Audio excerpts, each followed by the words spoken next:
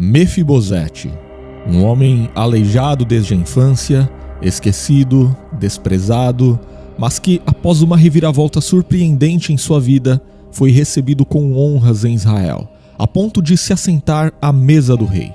Esta história é bem conhecida, afinal, para muita gente, Mefibosete se tornou símbolo de alguém que foi da pobreza à prosperidade, da humilhação à exaltação, do esquecimento à nobreza. Mas e se eu te disser que a história não termina nesse ponto? É isso mesmo, há uma outra parte nessa história que, por algum motivo, as pessoas não gostam de falar, de pregar ou de cantar sobre. E talvez seja porque, nessa parte da história que é pouco lembrada de Mefibosete, ele foi traído, injustiçado e novamente perdeu todos os seus bens. Sem dúvida, a história de Mefibosete é exemplar, mas não é o tipo de exemplo que as pessoas pensam. Quer saber mais sobre tudo isto? Então assista este vídeo até o final, porque a partir de agora você vai entender quem foi Mefibosete e o que de fato aconteceu com ele de acordo com a Bíblia. Mefibosete foi o filho de Jonatas e neto de Saul. Sim, Mefibosete era filho daquele que foi o melhor amigo de Davi. E tem outra informação importante sobre sua família. Ele era sobrinho de um homem que também se chamava Mefibosete. Então, é muito importante não os confundir. O Mefibosete tio era filho de Saul com sua concubina Rispa, e ao lado de seu irmão Armone, esse Mefibosete esteve entre os homens descendentes de Saul que foram entregues por Davi para serem mortos pelos gibeonitas, naquela história tocante em que Rispa acampou ao lado de seus filhos mortos durante meses para preservá-los da desonra de terem seus corpos devorados por animais. Inclusive, o Mefibosete, que é tema deste vídeo, ou seja, o Mefibosete filho de Jonatas e sobrinho desse outro que foi morto, foi poupado da morte na mesma ocasião justamente por causa da lealdade de Davi para com Jonatas. Então, como esses dois homens aparecem com o mesmo nome, na mesma família e no mesmo contexto bíblico, é importante diferenciá-los bem.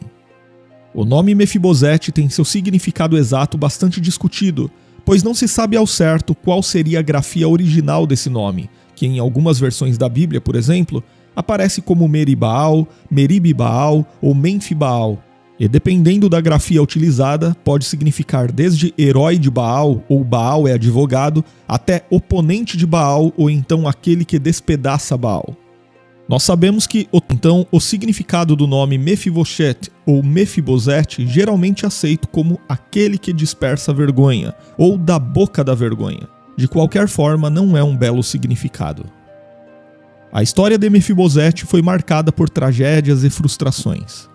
Mefibosete nasceu num berço de ouro como príncipe de Israel. Porém, quando tinha apenas 5 anos de idade, sua vida mudou completamente. Seu avô, o rei Saul, seu pai, Jonatas, e seus tios mais velhos morreram numa batalha contra os filisteus. Então, quando a ama de Mefibosete recebeu a notícia trágica de que o avô e o pai do menino estavam mortos e que a realeza israelita havia sido praticamente destruída, ela tentou fugir apressadamente com ele. O desespero da ama de Mefibosete é compreensível, porque, conforme o costume da época, quando uma dinastia era derrotada, a nova dinastia exterminava toda a linhagem real anterior para que não houvesse nenhuma disputa futura pelo trono. Porém, quando a ama de Mefibosete fugiu com ele, o menino acabou caindo de seus braços e ficou aleijado dos 2 pés. Em seguida, Mefibosete foi levado para Lodebar, um lugar na fronteira de Gileade. A cidade de Lodebar ficava a leste do rio Jordão e provavelmente também era conhecida como Debir. O nome Lodebar, ou dependendo de sua pronúncia Lodevar, indicava um lugar sem pastagens. Mas diferentemente do que algumas pessoas pensam, Lodebar parece não ter sido um local completamente sem importância. Inclusive, em sua história, Lodebar foi alvo de disputas entre sírios, israelitas e assírios. Aquela ideia popular de que Lodebar era um lugar totalmente insignificante, um absoluto nada, um lugar de esquecimento, geralmente vem de uma interpretação da profecia de Amós, registrada no capítulo 6 do seu livro, na qual, propositalmente, esse nome é corrompido ao estilo semítico, torcendo as vocais para o hebraico insignificância. Ou seja, o profeta fez um tipo de trocadilho com o nome Lodebar para dizer que Israel havia se regozijado pela conquista de nada, pela conquista de coisa alguma, mas não no sentido de que Lodebar era um lugar onde não havia nada, mas no sentido de que a conquista israelita oprimira a casa de Israel. E de fato, logo depois, Lodebar acabou sendo conquistada pela Assíria. E em Lodebar, um homem chamado Maquir, filho de Amiel, se encarregou de cuidar de Mefibosete. E mais tarde, Mefibosete também teve um filho chamado Mica. E a história de Mefibosete realmente ganha destaque quando Davi, já estabelecido como rei de Israel, se lembrou de sua amizade com Jonatas e da aliança feita com ele há cerca de 20 anos, e perguntou se ainda havia restado alguém da casa de Saul por quem ele pudesse mostrar lealdade em honra a essa amizade e a esse pacto com Jonatas. Portanto, nesse ponto, Davi adotou um comportamento contrário ao praticado nos reinos da época. Ele buscou um descendente da antiga dinastia não com o propósito de eliminá-lo, mas com o objetivo de honrá-lo e de agir com misericórdia para com esse descendente.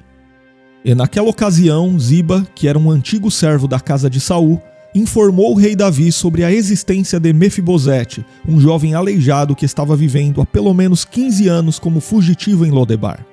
E muitos intérpretes enxergam na resposta de Ziba ao rei Davi um tipo de preconceito, pois nela Ziba parece enfatizar a condição deficiente de Mefibosete, talvez querendo indicar a Davi que aquele jovem era alguém que não valia a pena, uma pessoa inútil para os padrões da época.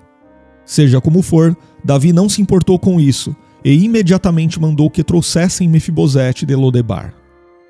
Essa atitude de Davi para com Mefibosete pode ser vista como uma figura da graça de Deus que alcança os pecadores. Deus age com misericórdia e bondade para com aqueles que são desqualificados, para com aqueles que nada merecem.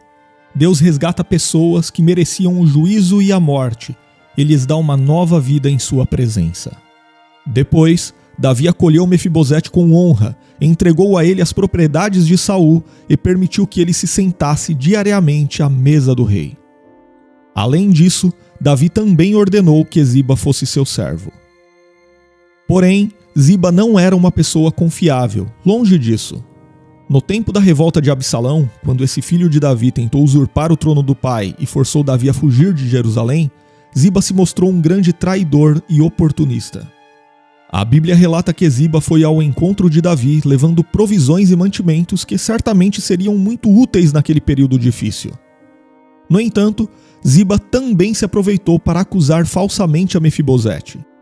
Ele disse ao rei Davi que o neto de Saul havia ficado na capital porque cobiçava o reino e acreditava que retomaria o trono de sua família.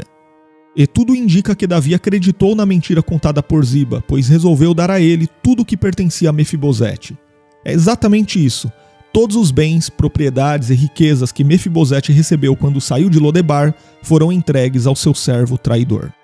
O que Ziba fez foi muito grave, porque naquele tempo, muitas vezes, o fim de uma pessoa acusada de traição era a morte. E mais tarde, quando Davi retornou a Jerusalém depois da morte de Absalão, Mefibosete tratou de ir ao encontro do rei para se defender e provar sua inocência. E quando Mefibosete chegou à presença de Davi, o rei lhe perguntou por que ele não havia ido ao seu encontro. Então Mefibosete teve a oportunidade de relatar a traição de Ziba. Mefibosete contou que havia pedido que Ziba selasse um jumento para que ele pudesse viajar ao encontro de Davi, uma vez que ele era aleijado, porém Ziba o deixou para trás e arquitetou um plano para acusá-lo de traição. Inclusive, durante o período em que Davi precisou fugir de Absalão, a Bíblia registra que Mefibosete se lamentou por ele profundamente conforme o costume da época. Isso significa que ele ficou sem lavar os pés, não lavou suas roupas e nem aparou sua barba. E essa foi uma atitude de clara fidelidade ao rei Davi, mostrando que em nenhum momento ele compactuava com o plano de Absalão e que jamais cobiçou o reino. E após escutar a versão da história dada por Mefibosete, parece que Davi acreditou nele, porém ainda assim propôs que os bens herdados por Mefibosete fossem divididos entre ele e Ziba, ou seja, Davi não lhe restituiu totalmente. A Bíblia não fornece maiores informações sobre o porquê de Davi ter tomado essa decisão. Alguns estudiosos sugerem que talvez o rei não estivesse disposto a convocar Ziba a prestar contas de sua traição. O motivo para isto pode ter sido o estado emocional fragilizado em que Davi se encontrava naquele momento. Outros intérpretes acreditam que Davi possa ter ficado inseguro quanto à veracidade da explicação contada pelo filho de Jonatas. Mas seja como for, o rei resolveu adotar uma posição neutra como resolução daquele conflito. No entanto, surpreendentemente, Mefibosete resolveu abrir mão de toda aquela herança. Ele deixou com que o traidor ficasse com todas as suas propriedades e mostrou que sua verdadeira preocupação estava concentrada apenas no bem-estar de Davi. Nesse ponto, a declaração de Mefibosete a Davi mostra o tipo de caráter que ele tinha. A Bíblia relata que Mefibosete disse ao rei: "Deixa que ele fique com tudo, agora que o rei, meu senhor, chegou em segurança ao seu lar." Apesar de a história de Mefibosete ser muito conhecida através de sermões e pregações, poucas vezes essa história é contada corretamente. Infelizmente, as pessoas se lembram da história de Mefibosete apenas nas pregações sobre prosperidade. Sim, claro, é fácil pregar sobre o homem aleijado e desprezado que foi tirado do esquecimento para receber uma herança real. É fácil falar sobre o homem que de repente recebeu uma posição privilegiada na corte de Israel e pôde se assentar à mesa do rei. Difícil parece ser pregar sobre o mesmo homem aleijado que, tendo sido traído por seu servo, ainda que sendo inocente, se viu obrigado a dividir sua herança com o servo traidor. Para muita gente é difícil pregar sobre o exemplo de alguém que permaneceu fiel mesmo quando foi injustiçado, prejudicado, mesmo quando tudo deu errado em sua vida. E não apenas isto, mais difícil ainda é pregar sobre sua atitude abnegada. Ele abriu mão de todos os seus bens materiais e não se importou que seu inimigo pessoal ficasse com tudo que era seu. Realmente, a história de Mefibosete traz importantes lições. No entanto, definitivamente o foco dessa história não é sobre prosperidade, mas sobre o caráter de um homem justo que, apesar das tragédias e dificuldades, permaneceu fiel aos seus princípios. Para ele, o que realmente importava não eram as riquezas pessoais, mas o fato de que o rei escolhido por Deus havia voltado à sua casa. Mefibosete não colocou seus olhos nas coisas terrenas, mas colocou seus olhos no propósito soberano de Deus para o seu povo. Para Mefibosete, não fazia sentido se assentar à mesa real se o ungido do Senhor não estivesse sentado em seu trono. Para ele, o mais importante era sua comunhão com o rei do que toda a sua herança. Agora, escreva nos comentários se você já conhecia a história de Mefibosete na Bíblia